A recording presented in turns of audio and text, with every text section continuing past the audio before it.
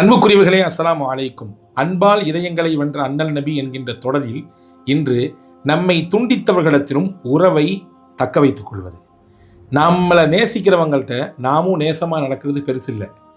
நம்மளை எல்லா நேரத்திலையும் அன்பு செலுத்துகிறவங்கள்ட்ட நாம் திருப்பி அன்பு செலுத்துறது பெருசல்ல. நம்மிடத்தில் வெறுப்பை காட்டுவர்களிடத்தில் அன்பு செலுத்துவது ரொம்ப பெரியது. என்னை காயப்படுத்தினால் பதிலுக்கு நானும் காயப்படுத்தினேன், இப்படி சொல்கிறது ரொம்ப ஈஸி. அதே மாதிரி என்னையை தவிர்த்தாங்க, நானும் அவங்கள தவிர்த்திருக்கேன், இப்படி சொல்கிறது ரொம்ப ஈஸி. ஆனால் என்னையை வெட்டி விட்டாங்க, ஆனால் அவங்கள நான் சேர்த்தி வச்சுருக்கேன், இது ரொம்ப பெரிய விஷயம்.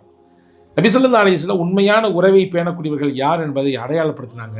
புகாரியில் வரக்கூடிய ஹதீஸ், பதிலுக்கு பதில் என்கின்ற விதத்தில் ஒருவர் உறவிடத்தே நடந்து கொண்டால் அவர் உறவை பேணியவராக கருதப்பட மாட்டார்.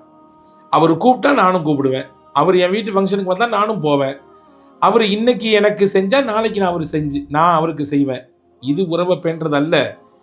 நீ வேண்டான்னு சொல்லு, உன்னைய ஒதுக்கி வச்சாலும் அவரை வல்கட்டாயமாக போய் நான் சேர்த்திக்கிடுவேன். இதுதான் உறவை பேணியது என்று அர்த்தம். எனவே அவரை மாதிரி நானும் நடந்துக்கணும் அப்படின்னு நினைக்கிறது ஒரு மனிதனின் ஆளுமை இல்லை. உங்களுடைய தனித்தன்மையை நீங்கள் வெளிப்படுத்த வேண்டும். உங்களை வேண்டான் என்று சொல்லக்கூடியவர்களிடத்திலும் நீங்கள் உறவை புதுப்பித்து கொள்ள வேண்டும், இணைந்து வாழ வேண்டும். இது அன்பு பெருகும். அதனால் இல்லங்களில் இதயங்களில் உங்களுடைய எண்ணங்கள் நிலைபெறும். யோசிப்போம்.